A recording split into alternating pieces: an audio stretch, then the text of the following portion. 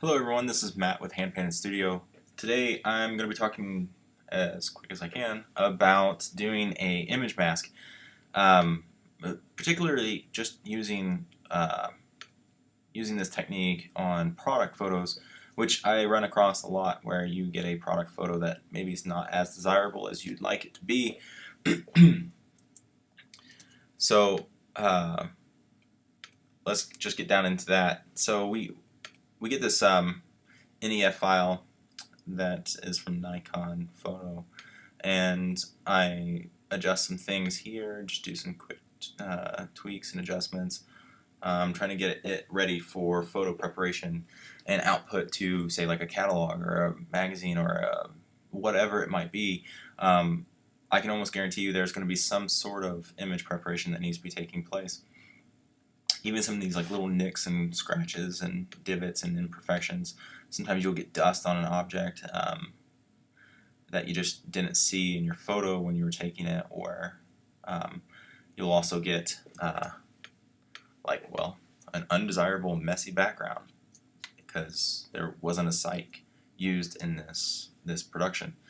And if you're going to do a whole bunch of series of photos, or if you get a whole bunch of series of photos from the photographer, I would almost instantly, if the images haven't already been touched up, and always request the image raw files.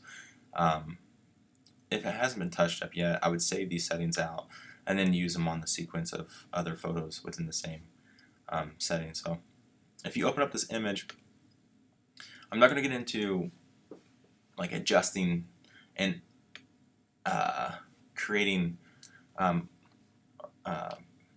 or trying to perfect all these like little divots in this tutorial, but basically it's just going to be using your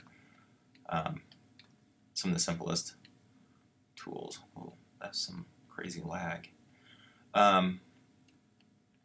So you're just going to be working this image, and I don't really want to get into that too much, but definitely when it comes to production, I mean, this is like a medical piece, so I'm thinking that this thing needs to be looking as clean as possible, especially if the client's going to be looking online. They're expecting perfection in their products that they're purchasing. It's going to help with brand awareness and understanding that this company or this brand is producing high quality products for the consumer, and that they care about their products. And so image is everything when it comes to marketing, and I definitely wouldn't skip out on trying to take out these little divots and imperfections in the product. One of the things though that like when you start doing that, it will start to look almost unreal. So you kind of want some imperfections, like this depth of field here. It gives a really good, clean feel to the photo. So how do you mask that in? Well, I mean, you can do it in clipping paths and doing multiple clipping paths, but that's just it could be time consuming. You have to adjust it, and then I mean, it doesn't mean that it can't be a fast solution, but I find that my solution works best for me. One of the first things I want to like talk about is the tools that you use in your production. If you don't have a Wacom tablet, I highly suggest you to go and get a Intuos Pro, at least a medium size. I find that to be the best for my needs. It gives me a palette that I can work and manipulate pretty freely using my hand or my whole arm. Coming back with a fine arts background, I'm used to using my entire arm as I'm drawing and painting and whatnot. Secondly, using Photoshop. I couldn't imagine doing this without Photoshop. I'm sure there's other ways. Anyway, so as a given, I'm going to duplicate this layer once I open up the image into Photoshop.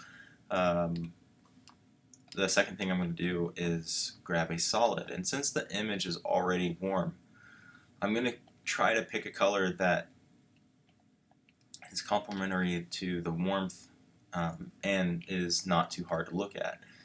I'm putting it on top of the original photo, which I don't want to ruin. Make sure that's locked up. Put this to multiply, and then you're going to want to create a mask. And let's talk about masks really quickly. You have to think about it as a X and Y, and then a Z dimension. So being closer to you, it means that it's going to be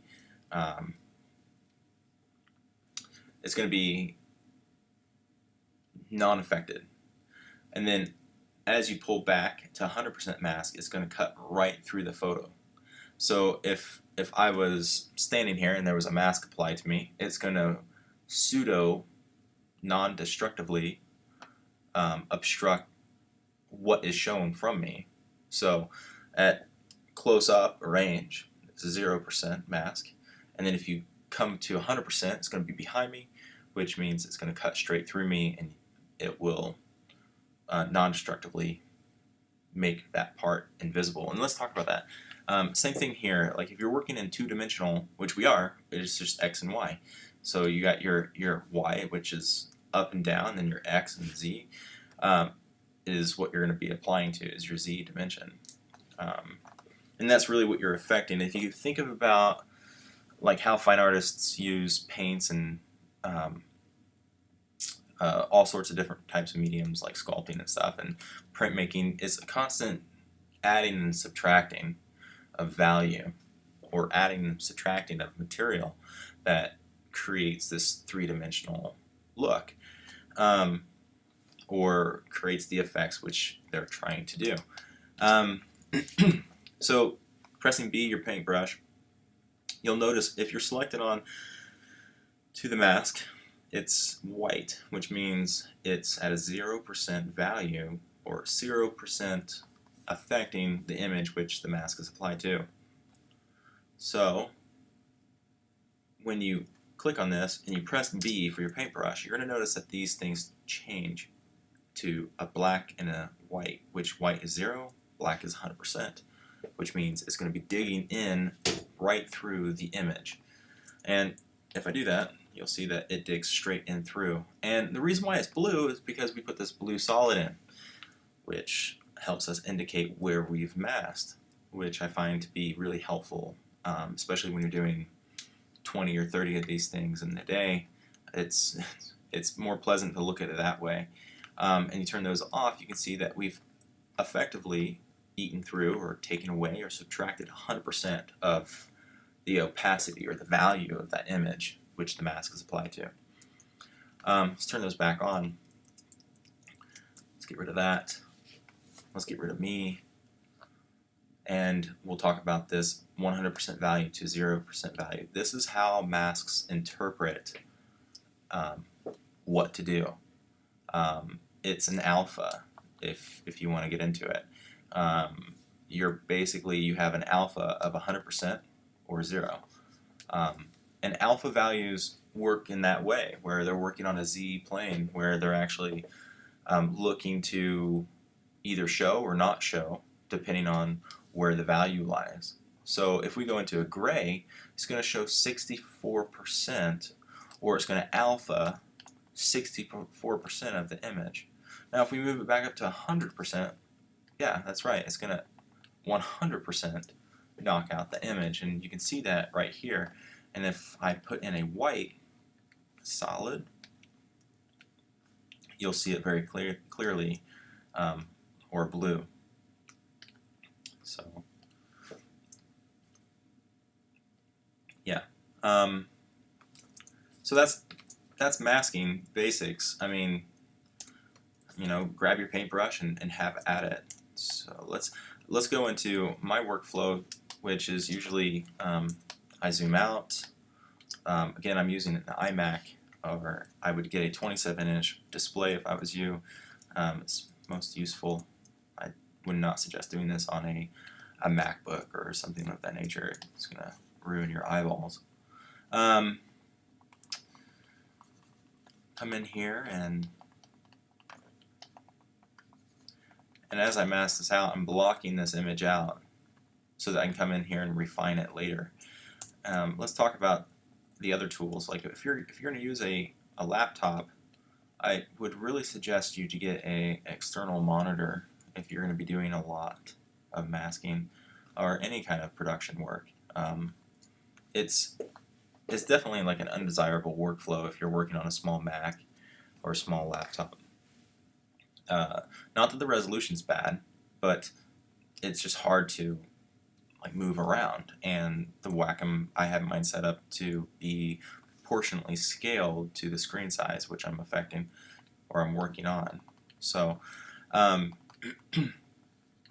it definitely will improve your workflow, I think, and your speed in which you work if you have a monitor that is high enough resolution and clean and can auto adjust to the ambient light situations.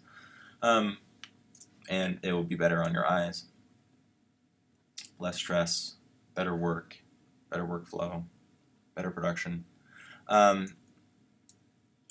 So another reason why I use these masks, like I hinted on before, is this. So as you're masking your paintbrush, you can hold down Control and Alt, and you can get this feathering effect. If you scroll up and down or left to right, you can affect the diameter and the hardness. So, excuse me, I had this diameter set to where I want it, and then I'm going to affect its feathering on the side and uncaps that so I can see the radius, and press X so that I can toggle back and forth between that. And remember to make sure, if you're going to be masking, not to be on this layer. You can see that it switches to colors, and if you do that, you're just going to be coloring on your layer. You don't want that. Make sure that you're on this, and you'll see that this actually changes to your 100% or 0 value. And you can notice that I've just accidentally did the wrong side of the product. You can come in here on this side and you can get a pretty nice feather and soft edge, allowing the true nature of that photo to be displayed. If that's the desired effect, you can get a really nice. That is the worst job ever, man. I'm running short on time. And press and holding Shift down as you clicked one point, and then holding Shift down and pressing another point will give you a straight line. So if you don't know that, then there you go.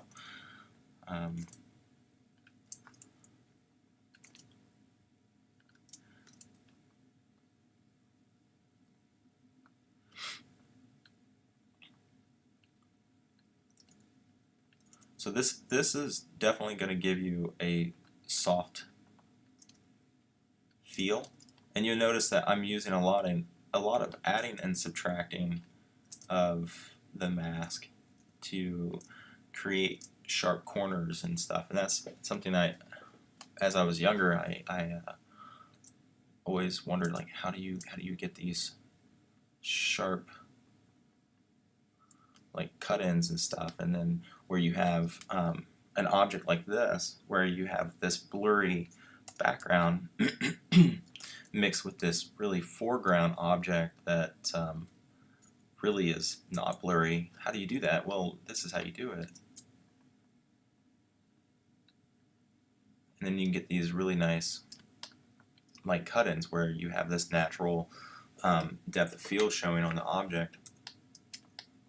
And all of this is going to ultimately make your image, when you put it into InDesign or you put it into your next layout or your whatever you're going to output to, it's going to give your image a nicer feel. And you can see this right in here. Let me turn on this. It's going to give you a better fall off and a more natural feel to the photo. The last thing you want to do is come in here and have a crisp edge, and then you can see where the image is actually blurry, and you get another crisp edge and this harsh edge, and it's hard to look at. It makes the image look sloppy. So that's the reason why I use this technique. Anyway, I hope this has helped you guys out a lot. I know it saved me countless hours of time, and it's improved my image quality, my output. So yeah, if you guys want to know more about image masking using clipping paths or any other kind of tool, let me know. Drop me a message, a comment, And thank you guys for sticking around and watching this all the way through. If you guys liked it, please be sure to like the video and share it with your friends. And yeah, I'll see you guys next time. Thanks, everybody. Bye-bye.